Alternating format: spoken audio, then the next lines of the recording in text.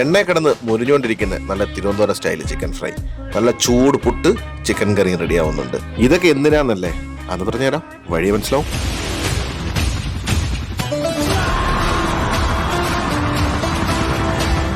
ഇതെല്ലാം എനിക്ക് വേണ്ടി നമ്മുടെ സ്വന്തം രഞ്ജിതേട്ടൻ ഉണ്ടാക്കിയതാണ്.